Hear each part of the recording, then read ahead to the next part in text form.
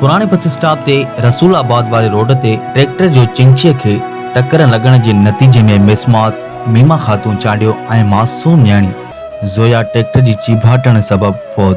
1.5 कलाक गुजरण बावजूद लाश रोड ते ही पयल रहिया। इंतज़ामिया तरफान एम्बुलेंस भी न पहुची सघी। मौजूद माण्हुनि ट्रैक्टर ड्राइवर खे सोगहो करे वरितो। साॻे ई टाइम इंतज़ामिया जे गफ़लत सबब वाक़े वारे हंध मौजूद अवाम नाहिल इंतज़ामिया खिलाफ़ सख़्त नारेबाज़ी कई ऐं लाड़काणे जे हेल्थ डिपार्टमेंट मथां पिणु लानतूं विधियूं जॾहिं ते 1 कलाक रोड बंद करे एहतजाज रिकॉर्ड करायो। तकरीबन मां समझा तो 1.5 कलाक थी चुको है विच शहर रसूल आबाद में ये हादसो थियो है पर जानन जो अजल थियो है लेकिन इन वक्त ताईं इंतजामिया ने एम्बुलेंस मोकली है न वे कुछ मोकलियो है।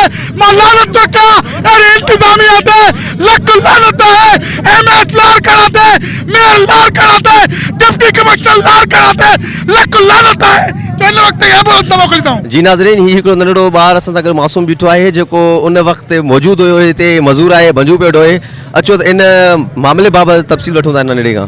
भाऊ असां बीठा ते बंजू पा ढोयूं चिंगची वारे अॻ में कयो चिंगची खे पोयों आयो ट्रैक्टर वारो टक्कर जो टक्कर रेतीअ मथां चढ़ी वई चिंगची नंढड़ी छोकिरी किरी पई माई बुल ॾिनो बुल जो ॾिनई वरी पोरी ट्रैक्टर वारे खे हकलूं कयूं चिंगची वारे चई बिहार चई ट्रैक्टर न बिहारे ट्रैक्टर नंढड़ी ऐं माईअ मथां चाढ़ियूं हलियो वियो। अब जीअं त एक्सीडेंट थियो असां पहुतासीं ट्रैक्टर वारो असां गिरफ़्तार करे वरितो आहे। ट्रैक्टर साम्हूं बीठो आहे थियो बाक़ी हिननि खे खणाए था वठूं इंशाल्लाह।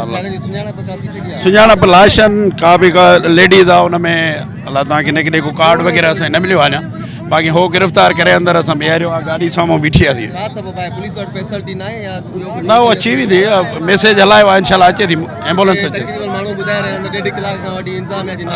अधु कलाक खनि गुज़री वियो आहे अधु कलाक खनि गुज़रियो आहे बिल्कुलु अधु कलाक गुज़री वियो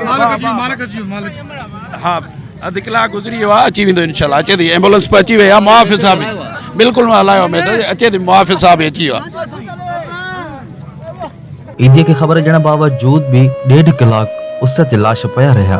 रिपोर्ट मेहरान अबड़ो सिंधरंग न्यूज़ लाड़काणो।